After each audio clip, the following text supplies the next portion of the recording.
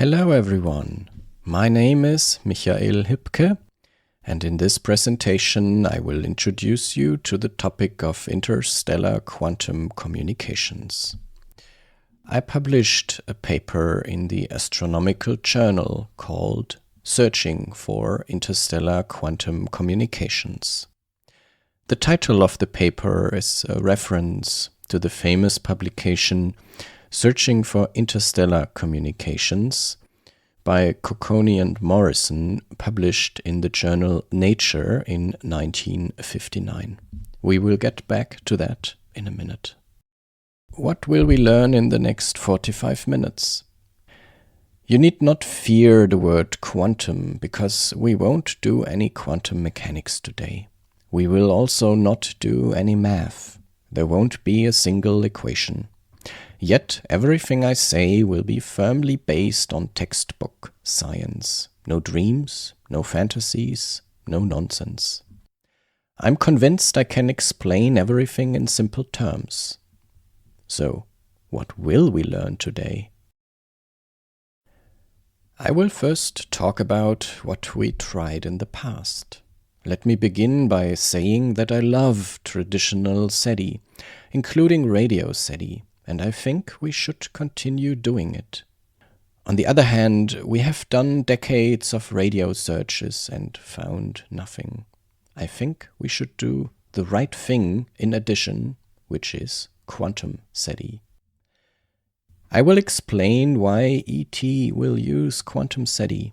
Then I will show how to send quantum signals to the stars. Finally, I will suggest experiments that we can do to search for such signals. The idea to communicate with extraterrestrial intelligence was born in the 19th century. The first known proposal was made by the mathematician Carl Friedrich Gauss, who suggested to cut a giant triangle in the Siberian forest and plant wheat inside. His motivation was that, quote, a correspondence with the inhabitants of the moon could only be begun by means of such mathematical contemplations and ideas, which we and they have in common. End quote. And you know what?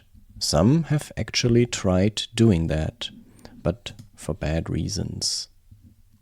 So that is clearly not the way to go. A passive message in the form of trees could be made brighter. Joseph von Littrow suggested in the 1830s to dig trenches in the Sahara Desert, again in precise geometric shapes, and fill these with kerosene. Lit at night, they would signal our presence. Now, Greta Thunberg surely disagrees with burning the kerosene, but it would be a nice techno-signature. And there are actually naturally burning fires on Earth. Here in this picture you can see the door to hell in Turkmenistan, where natural gas is burning for decades. Moving on in time, the late 19th century was a time when many great canals were built on Earth, such as the Suez Canal and the Panama Canal. Naturally, it was thought that similar projects would be undertaken by other advanced civilizations as well, and Schiaparelli announced the discovery of canali on Mars. As we know today, these were only wishful thinking. A similar thing happened when the radio was invented by Guglielmo Marconi in 1894. Shortly after, Nikola Tesla searched for radio signals and, surprise, surprise, detected coherent signals which he believed to originate from intelligent beings on Mars. Again, these turned out to be not real. Traditional SETI started with the seminal paper by Cocconi and Morrison in 1959. Morrison explains their reasoning here, and let us listen in for a minute.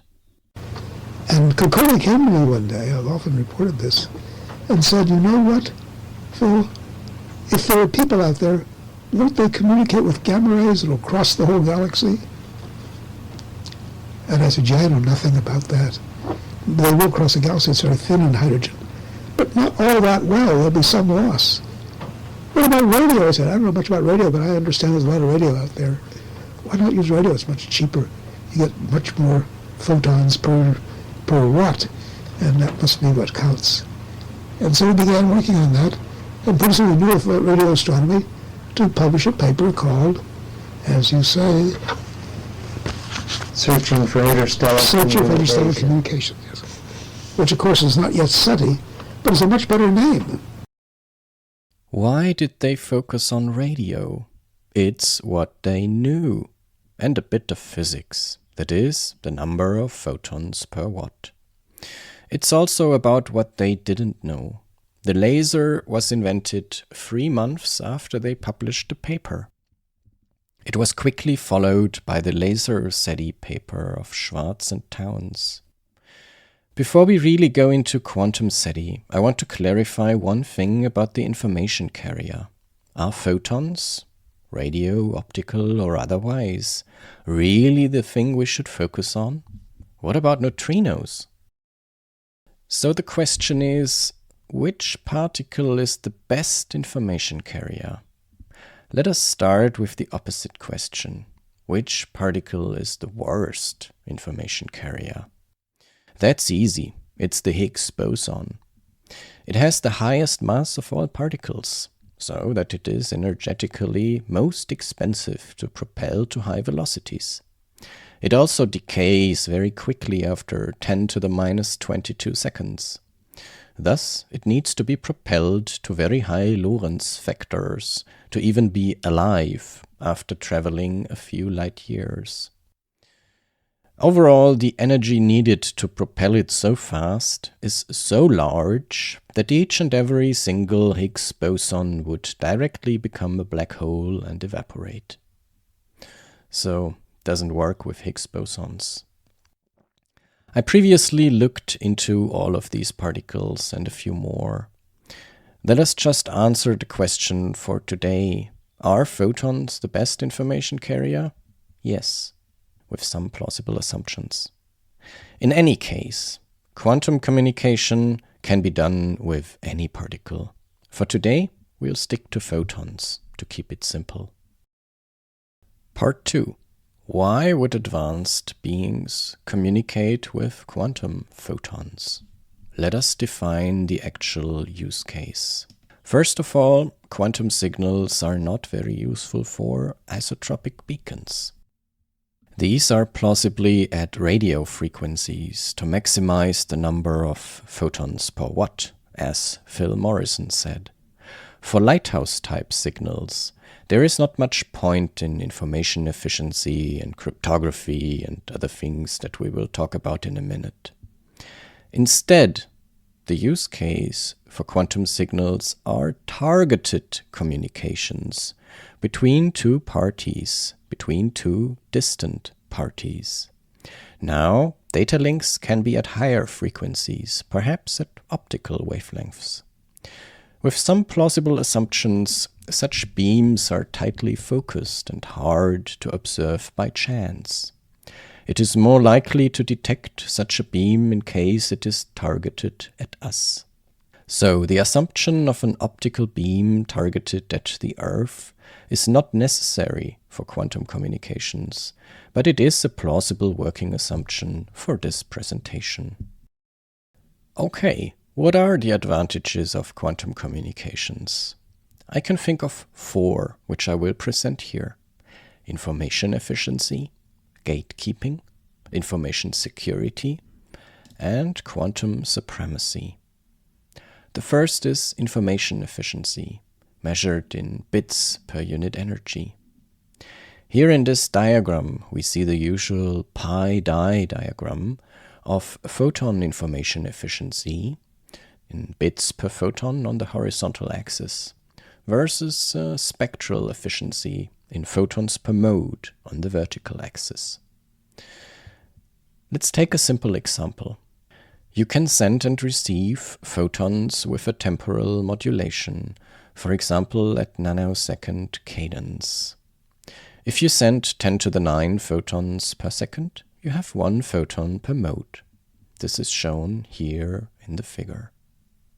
With homodyne or heterodyne modulation, you can then encode about 1 bit of information on each photon. In contrast, the quantum limit is 2.8 bits per photon, here shown as the green line. The quantum limit is called the Hulevo bound. The other curves, shown here, are classical pulse position modulation, or ppm trade-off curves. The blue curve is the classical limit given by these ppm curves. Going from classical to quantum encodings yields an improvement of about 50% in pi, in photon information efficiency. That doesn't seem like much, but why waste it? Using classical instead of quantum communications is energetically wasteful. The second reason for quantum communications is gatekeeping. I got introduced into astronomy by John Learned, the great neutrino physicist, and he advised me on my very first paper. John Learned popularized the idea of interstellar neutrino communications and neutrino SETI in the 1990s. However, the idea of neutrino communications is a bit older. There is a nice paper by Mieczysław Zubotowicz, a professor of astrophysics from Poland. He wrote that neutrino communication is, quote, so difficult that an advanced civilization may purposely choose it to communicate only with aliens at their own level of development, end quote. Let's see it that way. If there is a galactic internet that we can surf on one day, do you really want 1 billion monkeys spamming it with their chatter? So, you can make communications very difficult by using neutrinos. However, I actually did look into the physics of beamforming with neutrinos more closely and found it very problematic for interstellar distances. Neutrino communications have indeed been demonstrated on Earth, but over parsec distances, it is energetically enormously wasteful. It would be more elegant to use photons plus a gatekeeping method, which could be quantum communications. The next reason for quantum communications is security. This is a big topic on Earth, and of course we don't know whether it has a use case in a galactic internet. Today, if you want to communicate securely, you use classical information plus computational difficulty. But, for example, if we find a faster way to factor large prime numbers, we can break the RSA encryption algorithm. The problem is that there is no mathematical function with a proven and large difficulty. With quantum computers, we will be able to attack at least part of these cryptographic functions. A more elegant way for secure communications is to use quantum cryptography. It relies on quantum mechanics and remains unbreakable as long as the theory is correct. Quantum cryptography is well established and has been shown in practice. The last reason is quantum supremacy. Today, the Internet connects 1 billion classical computers over classical communication lines. In the future, quantum computers may play a major role. If you want to share your quantum computations with your ET friends, or your sisters living on Mars or Alpha Centauri b, you will use quantum communications. Okay. So if we decide to do quantum communications, who needs to do the quantum magic? The transmitter, the receiver, or both of them? It turns out that for 3 of the 4 use cases we discussed, both sides need to go quantum. For example, to share quantum computing qubits, both sides need a quantum computer.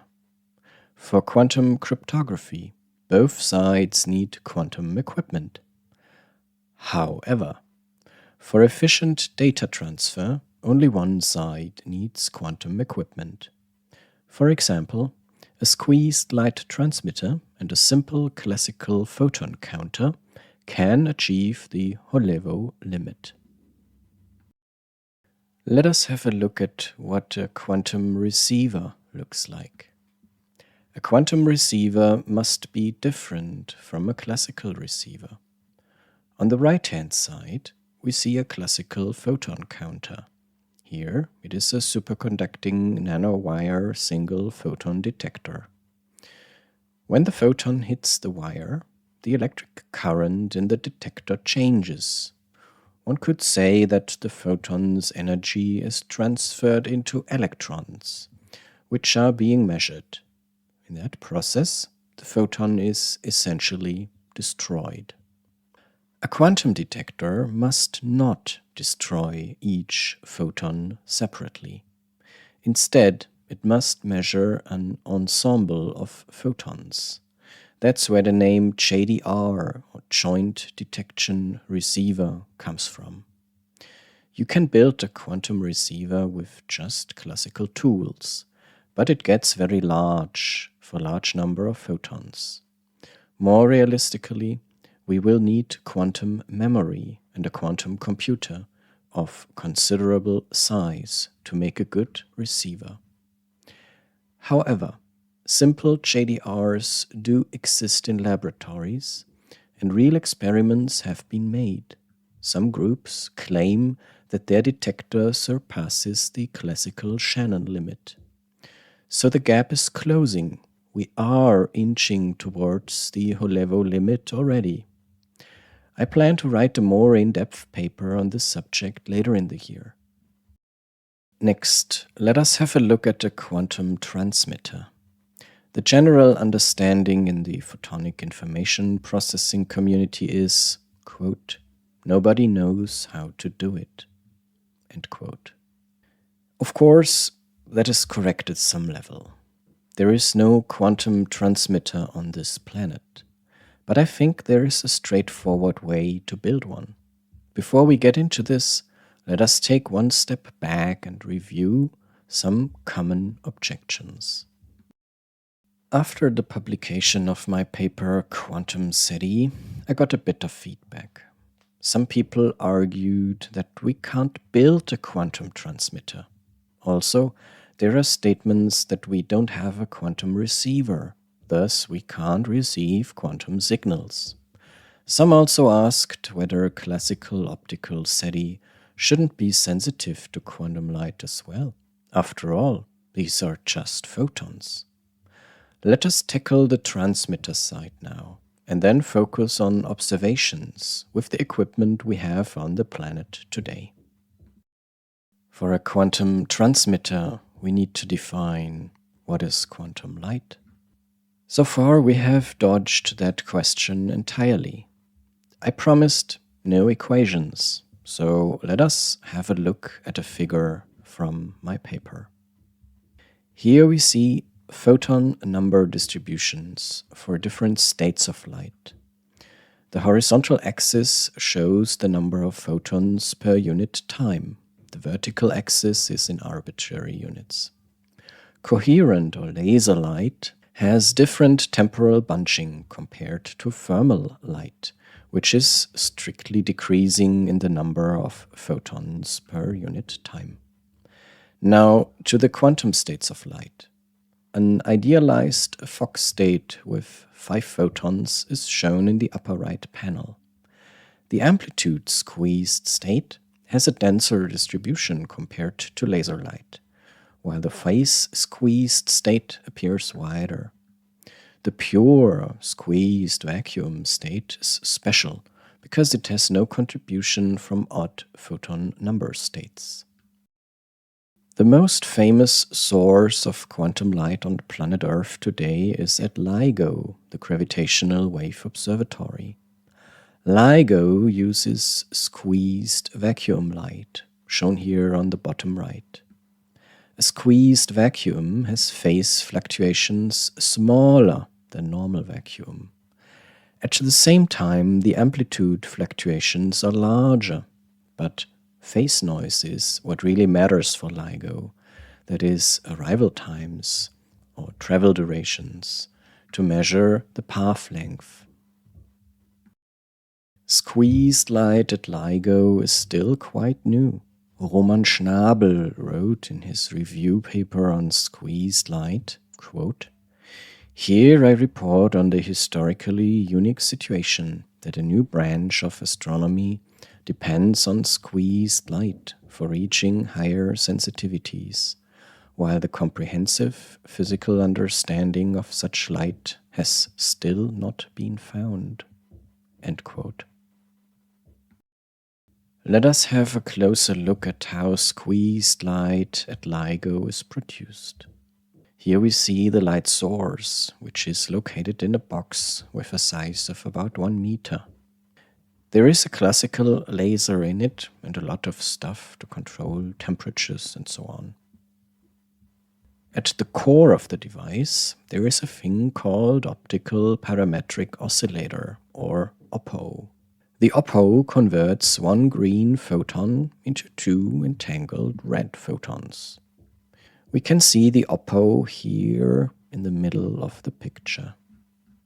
So, what is the Opto? Again, it's here in the picture. In the papers, you find an explanation that goes like, quote, "The central component is a subthreshold Opto, a traveling wave cavity built around a periodically poled potassium titanyl phosphate crystal." End quote. Okay, so what is it really? Here, finally, we get to the heart of the squeezed light source. There is the PPKTP crystal, clamped down for temperature control. It works like this. Classical laser light travels through the crystal. When it comes out, it has the quantum properties of squeezed light. Everything else is just technical jargon to make that work. Now, when it comes to an interstellar transmitter, which encodes actual information, there are certain aspects that are overlooked here. But that is a topic for a different presentation. For now, we have reached a sufficient level of detail for the purpose of this presentation: produce squeezed light. It is now clear that we have a quantum light source on planet Earth. Whenever LIGO is up and running, a few watt of squeezed light are running back and forth in its arms. Of course, that's not very powerful, and it's not aiming at the sky. But we will see more powerful quantum light sources in the future.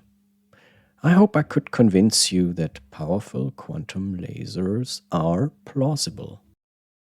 Let us now proceed to the receiver side. First of all, I like to tackle the question, can classical optical SETI detect quantum SETI? And the simple answer is no, it cannot. Classical optical SETI is typically either fast photon counting or a spectral search. This figure from my paper shows the usual signal assumptions for a search for narrowband laser emissions in a stellar spectrum. Quantum SETI, however, loves large bandwidths. This is the signal assumption of quantum SETI. I will discuss the shape of the broadband spectrum in more detail in a future paper. For now, it is only important to note that the quantum signal flux is spread over a large frequency range. This is much more difficult to detect by just looking at spectra. And we will get to better detection methods in a minute. When it comes to fast photon counting, then classical optical SETI is very sensitive to weak lasers that are tightly beamed. Here, many photons are assumed to arrive in a short pulse, for example 100 photons per nanosecond per square meter. However, it is not very sensitive to continuous signals. Optical SETI is not even sensitive to bright stars, because these only emit a few photons in each nanosecond cadence. With these limitations, I believe that a search for quantum light should start with bright light sources. It's not a few quantum qubits that we should try to find. Instead, we should ask, are all stars really natural objects? Or are there a few objects that are in fact lasers? Quantum SETI adds a powerful new search vector to check photons for their origin. We can now ask, dear photon, are you natural or are you artificially produced?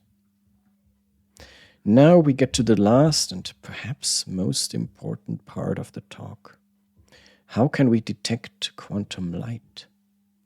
In my paper, I present several methods, of which I'd like to highlight 3 in this talk: squeezed light, anti-bunching, and an interference test. All of these are possible with existing telescopes and equipment. First of all, squeezing. There are many elaborate methods to detect squeezed light. Just last year, however, a very simple one came to light. The method again leverages the non-classical distribution of quantum light. Classical light has a linear relation between intensity and variance, shown here as a white line. Squeezed light and anti-squeeze light has a quadratic relation. Higher intensity means higher variance or lower variance. The effect is quite small, about 10 to the minus 5, but still about an order of magnitude stronger than the linearity of typical CCDs. An experiment with starlight should be quite straightforward, and a calibration of CCD linearity is done regularly at every observatory. This is a method which is quite cheap, but can tell directly whether a star is a squeezed light laser or not. Next is the Hongo Mandel interference test. It only requires one 50% beam splitter and 2 photon counters at its outputs. Starlight has distinguishable properties, such as random polarizations, arrival times, and different wavelengths. In other words, every photon is different.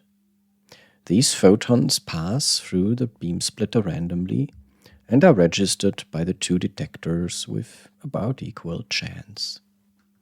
Quantum light can occur in the form of indistinguishable photons. These take the same path as shown in the bottom figure.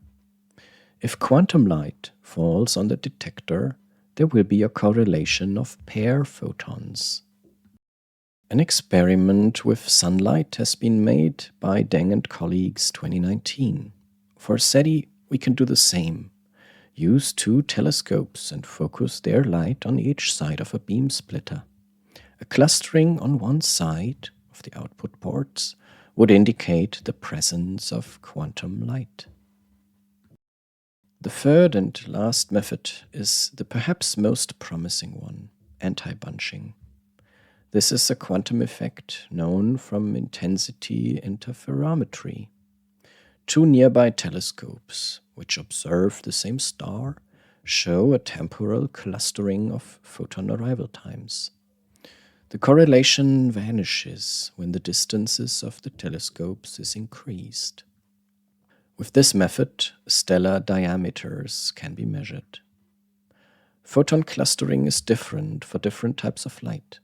Chaotic starlight arrives tightly clustered, We can see the positive second-order correlation function in yellow. Coherent classical laser light has a linear second-order correlation function shown in red, a straight line. Quantum light, finally, is anti-bunched. Photons are more equally spaced out. The arrival times between each subsequent photon are perfectly identical in the limiting case of perfect antibunching. Okay, can we measure this? Yes, we can. Bunching has been shown for our Sun, here in the left panel. The same authors have examined starlight and injected laser light as a test. They write that they search for natural laser emissions. I'm not sure if this is genuine or a way to avoid saying searching for aliens. Okay, so it works for the Sun, which is very bright. Can we do it for far away, fainter stars? Yes, indeed, we can do that. Here we can see the second-order correlation functions for free, admittedly rather bright stars. All of these functions are positive, exceeding the number 1 in this figure. Therefore, it appears that these stars are also natural objects, at least most of the light that we receive from them. So, we can search for quantum light with current equipment. My paper gives a few more ideas, and I'm sure there are additional methods to be discovered. What can we do today? We can check for squeezed light using a CCD. We can check for indistinguishable photons with 2 telescopes and a beam splitter. We can check for anti-bunched light with a photon counter and calculating the second-order correlation function. I will now conclude the talk by saying what we should do next. We should start searching. We should start searching because fortune favors the bold. That's a quote by Pliny the Younger. With this, he described the action taken by his uncle, Pliny the Elder, when he decided to take his fleet and investigate the eruption of Mount Vesuvius in the year 79 AD in the Roman Empire. Pliny the Elder perished in the hot fumes of the volcanic eruption near Ground Zero, but the expedition gave a great paper about the destruction of the city of Pompeii. Without risk, there is no reward. Our risk today is to spend telescope time searching for quantum communications. Our reward is the discovery of a message from space.